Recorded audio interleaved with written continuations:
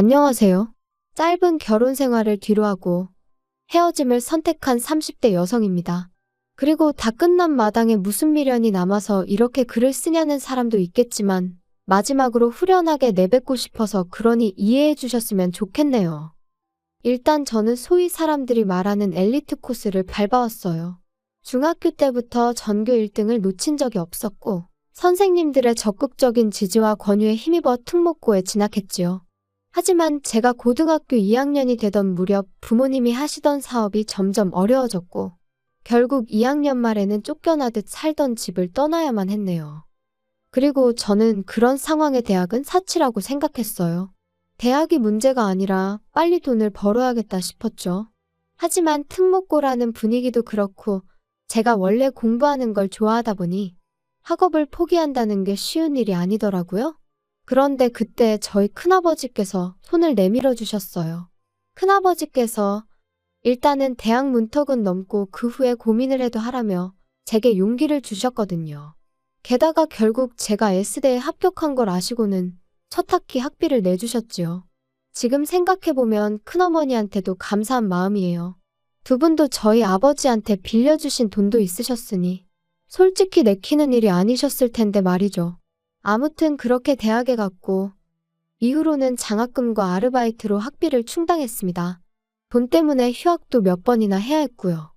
제가 그런 고생을 하는 동안 저희 부모님이라고 손 놓고 가만히 계셨던 것은 아니에요. 다만 두 분이 10여 년의 난임 끝에 저를 가지셨다 보니 제 주변 친구들의 부모님들보다 연세가 많으셨어요. 게다가 망해가는 사업을 어떻게든 살려보려고 두 분 다 백방으로 뛰어다니시며 마음고생 몸고생 하셨다 보니 건강도 많이 나빠지신 상황이었죠. 그래서 의지가 있으셨어도 하실 수 있는 일이 많이 없으셨어요. 쓰다 보니 제 신세 한탄같이 들리는데 아무튼 나름대로 힘든 세월을 보냈습니다. 그래서 저는 남들과는 조금 다른 인생의 목표를 갖게 되었죠. 연애니 결혼이니 그런 건 모르겠고 그저 두 분이 마음 편히 계실 집 하나만 장만해드리자고요.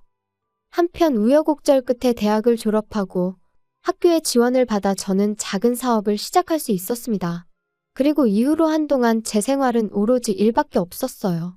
눈 뜨면 일하고 눈 감으면 자고 돈을 버는 건 오로지 모으기 위함이었고 돈을 쓰는 일이 있다면 그건 부모님에게 필요해서였지요. 하긴 돈을 모으는 이유도 오로지 부모님에게 집 한 채 해드리고 혹시나 두 분이 병원에 가시게라도 된다면 목돈이 들 테니 그걸 대비하기 위함이었네요.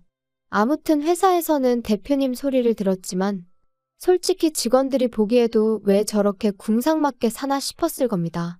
가끔이지만 저도 거울 속 초라한 제 모습에 혀를 내두를 지경이었으니까요. 하지만 그래도 어쩔 수 없었어요. 부모님 사업이 망하고 나서 월세를 전전하는 동안 이런저런 서름이 컸다 보니 집도 없는데 다른 거 구색 맞춰놓고 사는 게 무슨 의미가 있나 싶었거든요.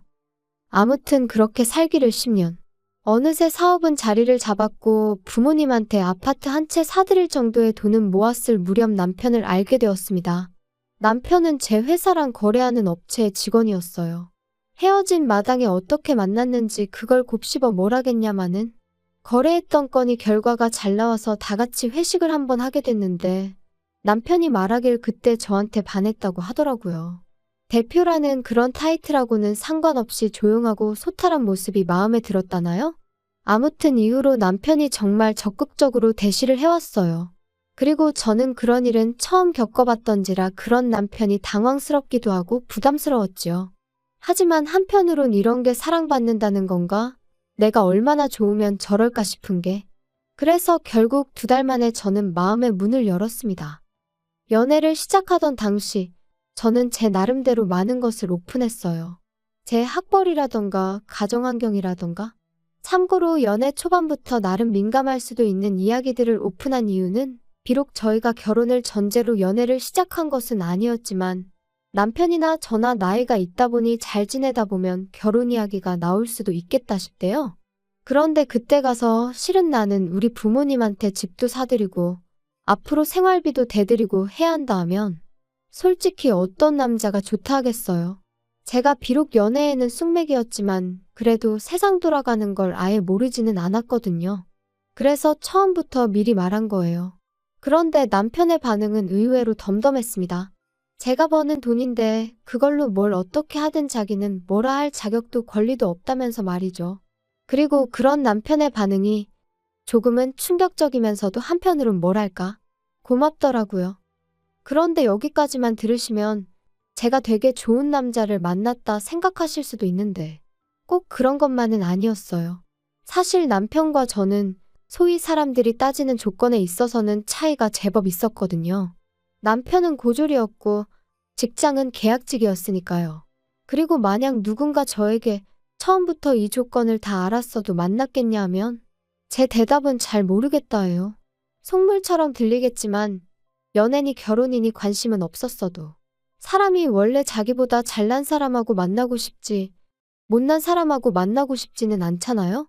저도 그랬고요. 그래서 남편이 프로포즈를 해왔을 때 솔직히 한 번에 바로 긍정적인 답을 주진 못했습니다. 그런데 남편이 그러더라고요. 결혼하고 난 이후로도 지금처럼 친정에 생활비를 대드려도 좋고 집도 사드려도 좋고 제가 번 돈으로 뭘 어떻게 하든 자기는 간섭하지 않겠다고요. 그리고 나중에 혹시나 저희 부모님 건강이 더 나빠지시면 가까이 이사를 가도 좋다며. 그리고 그런 이야기까지 듣고 나니 비록 다른 조건들이 제 성에 차지는 않았지만 저한테만큼은 충분히 좋은 남자다 싶대요. 그래서 결국 부부의 영까지 맺기로 한 거지요. 그런데 막상 결혼식을 올리고 나니까 다른 사람도 아니고 시부모님 특히나 어머님이 그렇게 제가 친정에 하는 걸로 눈치를 주시더군요. 하루는 저에게 따로 할 말이 있다며 연락도 없이 저희 회사로 찾아오셔서는 바쁘니? 얘기 좀 할까 해서 왔다. 어머님 하실 말씀이 있으시면 미리 연락을 주시지 그러셨어요. 직원들 보는 눈도 있는데. 아니 내가 뭐 못 올 때라도 왔다니? 그리고 네가 대표라면서 직원들이 무슨 상관이야? 그런 건 아닌데 아무튼 무슨 일 때문에 오셨어요? 엊그제 진호랑 얘기를 하다 보니까 너 뭐 친정부모님한테 매달 생활비를 드린다며? 난 처음에 내가 뭘 잘못 들었는 줄 알고 깜짝 놀랐다. 그게 진짜니? 네, 맞아요. 드리고 있어요. 아니 그런 게 어딨냐? 니네 부모님은 뭐 연금 같은 것도 안 나오니? 그런 거랑 별개로 제가 챙겨드려야 해서요. 황당하다 정말이지. 아니 너는 결혼한 여자야. 결혼한 여자. 무슨 말인지 알아듣니? 결혼한 여자라는 건 결혼을 했으면 네 가정에 충실해야지. 그거 언제까지 친정을 보고 살 거냐 이 소리야. 알아들어? 결혼 전에 진호 씨랑 다 이야기가 되었던 부분인데 어머님이 갑자기 이렇게 나오시니 좀 당황스럽네요. 저희 부모님은 제 도움이 필요하시고 저는 끝까지 책임질 거예요. 아니 공부도 잘했다면서 말귀를 못 알아듣니? 듣자 하니 한 달에 150만 원씩 드리고 있다며. 노인네 둘이 사는데 무슨 돈을 그렇게 많이 주냐? 진호 씨 돈은 한 푼도 안 들어가고 있으니까 걱정 안 하셔도 돼요. 아시는지 모르겠는데 저희 돈 관리 따로 하고 있거든요. 결혼을 했는데 왜 돈 관리를 따로 하니? 같이 해야지. 요즘 애들은 정말 이상하다니까. 진호 씨 벌이로 대출까지 상환하면 자기 쓸 돈이 없다고 하더라고요. 그래서 돈을 따로 관리하는 대신 대출도 저 혼자 갚는데. 아이고, 내가 그런 것까진 모르겠고 아무튼 친정에 작작해라. 그리고 너 내 입장도 생각해봤니? 지 친정에는 150씩 주면서 우리한테는 50이라니. 내가 말 안 하려고 했는데 듣고 나서 화딱지가 나더라. 시부모는 부모도 아니냐? 그런 건 진호 씨하고 얘기해보시는 게 좋으실 것 같아요. 그리고 저도 말 안 하려고 했는데 그 50은 진호 씨 돈이 아니고 제가 드리는 건데. 아이고 그 돈으로 유세 부릴 생각이면 꿈 깨라. 그리고 이후로도 어머님은 계속해서 한마디로 친정에 작작 퍼주라며 저를 나무라셨는데 도무지 납득할 수가 없었습니다. 왜 이제 와서 저희 결혼 생활에 자꾸 관심을 가지시는 건지 부담스러울 뿐이었죠. 솔직히 결혼할 때 제 친정 상황이 그렇다 보니 시부모님한테도 도움을 받을 생각이 없었어요. 괜히 나중에 말 나올까 걱정이었거든요. 그리고 다행이라고 해야 할지 시부모님도 처음부터 도와주실 생각이 없으셨더라고요. 두 분이 말씀하시길 너희는 너희 알아서 살라고 당신들은 당신들이 알아서 살겠다고. 뭐 서운하게 들으려면 얼마든지 서운한 말이지만 또 좋게 생각하면 적어도 저희한테 기대지는 않겠다는 말씀이셨으니 저는 좋은 쪽으로 받아들였습니다. 그런데 이제 와서 친정에 뭘 해주는지 왜 당신들한테는 안 해주는지 그런 걸 따지시니 답답하고 황당할 수밖에 없었지요. 그런데 어머님의 돈없는 간섭은 여기서 끝이 아니었습니다. 그날의 불편한 대화 이후로 저도 사람인지라 한동안 도통시댁에 뭘 하고 싶은 마음이 안 들더라고요. 그래서 남편이 시부모님 모시고 밥이라도 먹을까 하면 당신만 다녀오라 했고 제 나름대로 자리를 피했던 게 사실이에요. 그도 그럴 것이 만나면 또 친정부모님 이야기가 나올 것 같았고 거기다 대고 제가 왜 해명 아닌 해명을 해야 하는지 상황을 가정하는 것만으로도 너무 스트레스였어요. 그리고 그렇게 한 3달 정도 지났을 무렵 저는 저대로 제 나름의 수건 사업이던 친정부모님의 아파트를 장만했습니다. 구축이었고 대출도 끼어 있었지만 어차피 제 명의로 된 제 재산이었기에 여러 가지로 걱정보단 기쁨이 컸어요. 그런데 남편은 말하기로는 자기는 그저 제가 너무 멋지고 자랑스러워서 그랬다곤 하지만 아무튼 남편이 이 이야기를 시부모님한테 한 거죠. 그리고 이 이야기를 듣고 시부모님 특히나 어머님께선 어떻게 이럴 수가 있냐면서 크게 노여워하셨던 모양입니다. 남편이 저를 보자마자 자기가 미안하게 됐다며 사과부터 할 정도였으니까요. 상황을 알게 된 저는 당황스럽기도 하고 한편으론 어머님의 그 노여움이 언제 폭탄처럼 터질지 알 수가 없었으니 말 그대로 안절부절이었어요. 또 이러다 저번처럼 회사로 찾아오시면 어쩌나 그 걱정도 되었고요. 그리고 아니나 다를까 어머님은 또다시 연락도 없이 막무가내로 저희 회사로 찾아오셨습니다. 하지만 다행히 창립기념일이라 저만 사무실에 나와 있었거든요. 그래서 시쳇말로 개망신은 피할 수 있었죠. 아무튼 그렇게 찾아오신 어머님께선 저더러 제정신이냐 하시며 소리를 지르기 시작하셨습니다. 내가 분명히 지난번에 알아듣게끔 잘 이야기를 했다고 생각했는데 너 어떻게 그럴 수가 있냐? 니네 부모한테 뭐 아파트를 사줘? 네, 맞아요. 사드렸어요. 그런데 저 솔직히 어머님이 왜 이렇게 화를 내시는 건지 모르겠어요. 이것도 다 결혼 전에 진호 씨랑 얘기가. 시끄러워. 걔가 뭘 안다고 자꾸 걔 핑계를 대니 너는. 설령 내 아들이 물러터져서 그러라고 했다 치자. 그래도 너 내가 분명히 말했지. 너는 결혼한 여자라고 친정에 자꾸 퍼나르지 말라고 내가 말했어 안 했어? 그런데도 집을 사줬다는 건 한마디로 시애미 말을 개무시했다는 거지. 어머님 정말 왜 이렇게 화를 내시는 거예요? 제가 돈 벌어서 제 부모님한테 효도한 건데 그게 그렇게 문제인가요? 제가 그렇다고 진호 씨 돈을 가져다 쓴 것도 아닌데. 결혼했으면 네 거 내 거가 어딨어? 네 돈이 걔 돈이고 걔 돈이 네 돈이지. 그리고 그렇게 큰 돈을 쓸 때는 집안 어른인 우리하고 상의도 했어야지. 아니, 저희 부모님 집 사드리는 걸 왜 제가 어머님 아버님하고 상의를 해야 하나요? 그러면 너는 앞으로도 집안 대소사를 나랑 상의를 안 하겠다는 거니? 다 네 마음대로 하겠다는 거야? 그래? 어머님 그런 뜻이 아니잖아요. 너 네 부모 사줬다는 아파트 명의는 그럼 누구 명의로 했냐? 제 명의로 했죠. 제가 샀으니까. 그럼 뭐야? 내 아들하고 사는 집도 네 명에, 네 부모 사준 집도 네 명의? 죄다 네 거야? 우리 아들 거는 하나도 없고? 아니, 진호 씨가 대출을 못 갚는다는데 같이도 못 갚겠다는데 진호 씨 명의로 어떻게 해줘요? 너 정말 웃기는 애구나. 너 그럴 거면 내 아들하고 결혼은 왜 했니? 그렇게 너 혼자 다 독식할 거면 결혼은 왜 했어? 도대체 무슨 말씀을 하시는 건지 모르겠어요. 제 돈으로 제가 산 집을 제 명의로 했다는데 어머님은 그게 지금 이해가 안 되시는 거예요? 나는 네가 너무 이기적이라고 생각해. 지하고 지 부모밖에 모르고 아주 못됐어. 막말로 지 부모 집 하나 사줄 능력이면 시부모한테는 자동차라도 한 대 뽑아주는 게 맞지. 그게 경우고 도리고 이치 아니겠냐. 근데 어떻게 아주 능구렁이 마냥 지 부모만 챙기고. 못됐다 정말이지. 어머님의 억지에 저는 정말 이골이 났고 마음은 있는 대로 상해서 집에 돌아왔어요. 그리고 그때까지만 하더라도 제 마음은 그저 남편에게 하소연 좀 하고 위로나 받아야겠단 거였죠. 그런데 집에 들어오니 남편도 표정이 영 좋지가 않더라고요. 평소라면 밖에서 안 좋은 일이 있어도 집에서는 티를 내지 않는 사람인데 말이에요. 그래서 제가 무슨 일이라도 있었어? 표정이 너무 안 좋네. 그냥 그나저나 오늘 어머니하고 만났다며 아파트 얘기로 곤란했겠네. 곤란하다기보다 그냥 좀 불편하더라. 어머님이 내가 친정에 이렇게 저렇게 하는 게 엄청 싫으신가 봐. 그거 좋아할 시어머니가 어디 있겠어. 어쩔 수 없지. 그리고 솔직히 서운할 만하시지. 양가 다 잘해드리면 모르겠는데 워낙 장인 장모님만 덕을 보고 계시잖아. 그게 무슨 뜻이야? 내가 친정에만 잘한다는 거야? 그렇게 얘기하면 내가 섭섭하지. 자꾸 내가 친정부모님한테 해드리는 거랑 비교를 하지 말고 객관적인 것만 봐봐.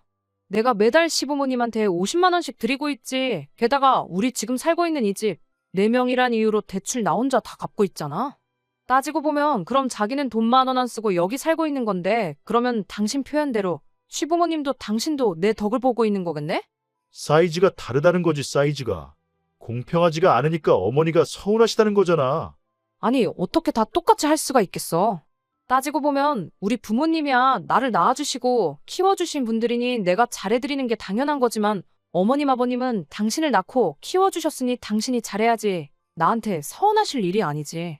넌 무슨 말을 또 그렇게 하냐? 정 떨어지게. 아무튼 우리 어머니가 너무 서운해하시니까 이참에 차 한 대 뽑아드려.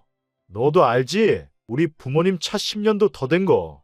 저기요, 그건 저도 마찬가지거든요. 그리고 차를 뽑아드리고 싶으면 자기가 뽑아드리던가. 왜 나한테 그래? 왜 이렇게 말이 안 통하냐?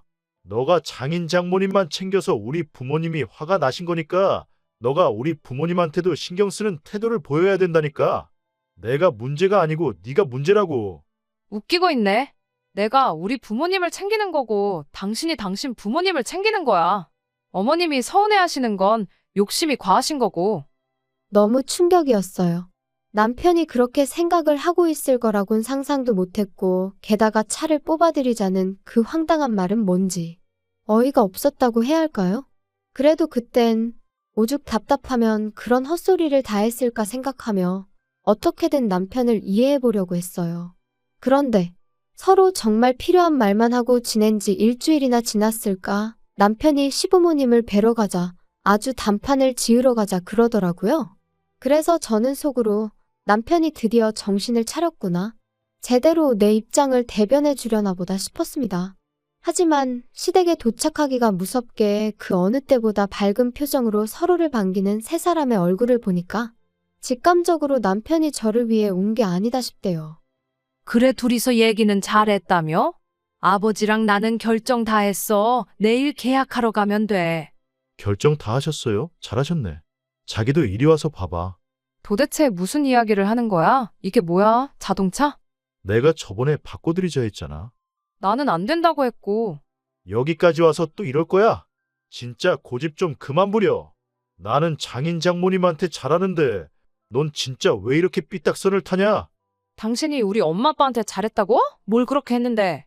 이따금씩 가면 거실에 앉아서 TV 보고 주는 음식이나 먹다 오는 게 전부면서 뭘 그렇게 잘했어?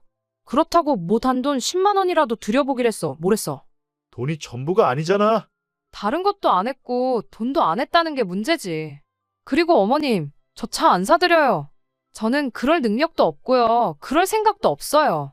진호 씨가 뭘 단단히 착각을 했나 봐요. 그럼 여긴 뭐 하러 왔냐? 사람 염장 지르러 온 거야 뭐야? 그리고 너 그렇게 네 친정만 싸고 돌 거면 뭐 하러 내 아들하고 사냐? 그냥 가서 네 부모나 끌어안고 살지? 너 진짜 나 같은 남자가 흔한 줄 알아? 내가 너 장인 장모님한테 생활비를 못 드리게 했어 어쨌어? 근데 그런 건 다 네 하고 싶은 대로 하고 장인 장모님한테 하는 만큼 우리 부모님한테도 해드리자니까 그건 싫다는 거 너무 이기적인 거 아니야? 뭐든지 정도가 있는 거지. 그리고 당신 말대로면 내가 내 친정을 내 돈으로 도와준다는데 그러려면 시댁에도 내 돈을 써야 된다는 거잖아. 내가 왜 그래야 되는데?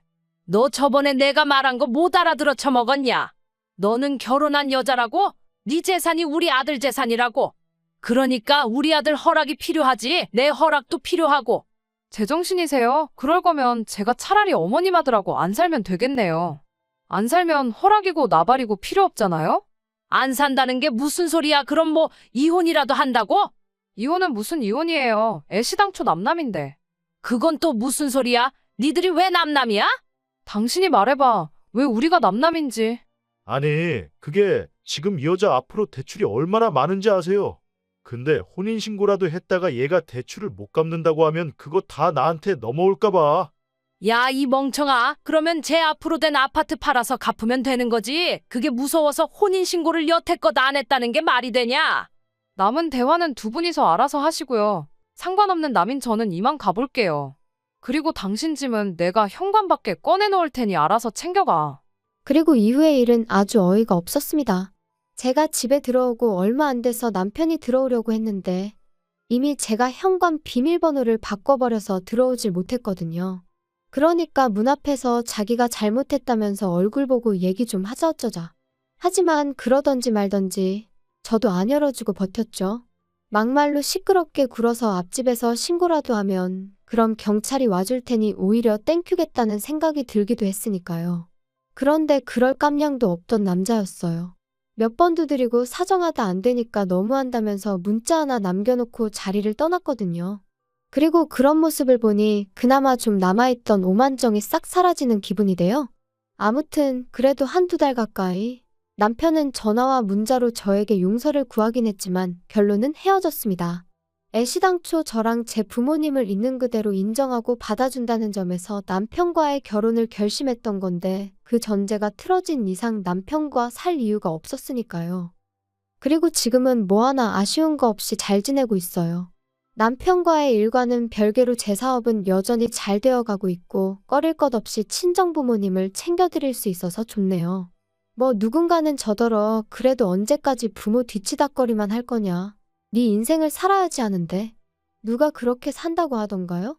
저는 그저 제 나름의 도리를 했을 뿐이고 이제 집도 해드렸으니 새로운 목표를 세워서 제 행복을 위해 다시 한번 열심히 달릴 겁니다.